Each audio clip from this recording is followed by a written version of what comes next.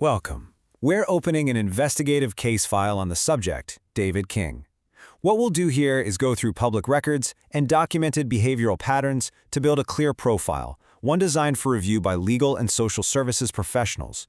In this explainer, we are going to deconstruct what the source material calls a parasitic dynamic, a very specific pattern of manipulation and control that has, frankly, devastating consequences.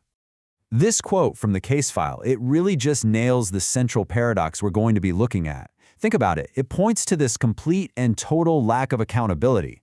It's a loop where the subject, David King, actively sets his own life on fire and then casts himself as the victim, choking on the smoke. Understanding this dynamic, well, it's the key to understanding everything else. Okay, so here's how we're going to break this down. We've structured our analysis across 5 key sections. First, we'll start with his baseline psychological profile. Then, we'll deconstruct the methods he uses to create isolation. After that, we'll dig into how he weaponizes financial dependency and games the system, before we circle all the way back to that logic bomb paradox. Right. So to really get a handle on the subject's actions, we first have to understand the state he operates from. The source material has a name for this baseline: nightmare mode. You can think of it as a severe glitch in his system, one that completely dictates how he sees reality and how he interacts with everyone around him. So what exactly is nightmare mode? Well, it's defined as a total break from reality, probably driven by psychosis. But the key phrase here, the one you really need to focus on, is externalization of internal crises. What that means is, he doesn't process his own issues. Instead, he projects them outward, making them somebody else's problem to deal with. And the signs of this state, they're pretty stark. We have documented cases of him arguing with walls, with inanimate objects, talking to people who just aren't there. But the most telling symptom is this recurring delusion he has of seeing police in the trees. Now, this isn't just some random hallucination. It's a direct projection of his own guilt and his own fear over his outstanding warrants. He is literally manifesting the authorities he's trying to hide from. This psychological state, it doesn't just create random chaos. It's the foundation for a very deliberate strategy. So now, we're going to turn to the architecture of isolation, the specific methodical tactics he uses to cut the victim off from any and all support, effectively trapping her inside his world. A key weapon in his arsenal is something called the target lock delusion. This is a kind of defensive projection where he'll identify someone who could help the victim, a friend, a family member, an ally, and he will systematically turn them into the bad guy using completely baseless accusations. The entire goal is to destroy trust and cut that lifeline. And this slide just lays out the 4-step process perfectly. First, he identifies an ally. Second, he invents a story, a false accusation of betrayal. Third, he uses that lie to manufacture hostility between the victim and her support. And the final result, step 4, is the victim is left completely alone. He's building a psychological firewall that makes it impossible for her to log out. The impact this isolation has on the victim is, well, it's profound. A quote from the case notes describes it with this chilling simplicity. It suggests that she perceives his voice not as communication, but as the actual sound of her entrapment. He doesn't just control her prison. He is her prison. Now, this isolation isn't just psychological, it's economic. In this next section, we're going to analyze exactly how the subject weaponizes government benefits and financial control to create a state of absolute dependency. This slide just lays the cruelty of his methods bare. On one side, you see the victim's reality. She's been forced to starve for weeks at a time. And on the other, you see his action. He withholds her SSI funds, he takes her debit card.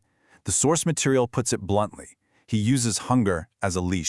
And let's be absolutely clear on this point. What he's doing is not just immoral, it is illegal. Under New Hampshire law, specifically RSA 161-F, this pattern of misusing someone's benefits is explicitly defined as financial exploitation.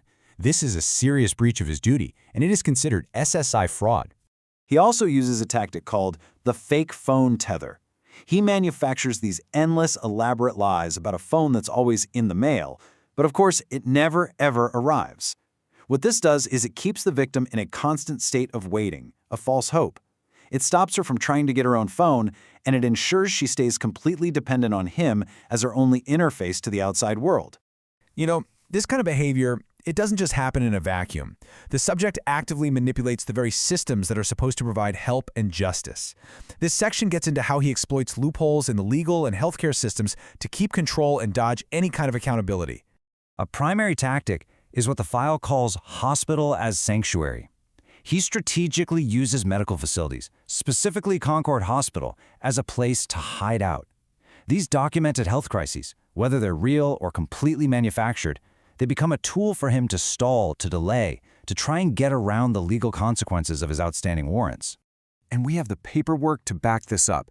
The case file has documented outstanding bench warrants from Concord District Court, one for failing to appear in court, another for not paying fines.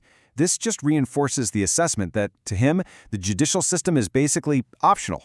This incident log from Concord Hospital is a perfect, concrete example of this tactic in action. On the evening of March 10th, he's taken at a hospital. By 1 in the morning, police show up and apprehend him at the hospital. And why? Not for a new crime, but for a pre-existing warrant. The hospital stay was nothing more than a delay tactic. And all of this, it brings us to our concluding analysis, right back to where we started, the logic bomb paradox. This is where we're going to connect all the different threads and look at the core contradiction in his behavior, how he can simultaneously be the arsonist of his own life and the victim crying about the smoke. So, the logic bomb. It's defined as a dynamic where the subject creates his own chaos, all the noise and wreckage, and yet he sincerely believes he's the victim of it. It's this profound, almost unbelievable lack of self-awareness that makes the whole pattern so difficult to break. This slide just puts that delusion into sharp focus. In his own story, he's the hero, the admin in charge. But the documented reality, the facts, show that he's the actual source of the system's failure. He's not the hero, he is the glitch in the system. And all this leaves us with a final and frankly very difficult question. The subject's entire parasitic lifestyle is enabled, at least in part, by systems that accidentally fund his dysfunction. So, when those very systems create a safety net for the abuser, how can a victim, a person who's essentially a trapped refugee in her own life, ever truly achieve a hard reboot?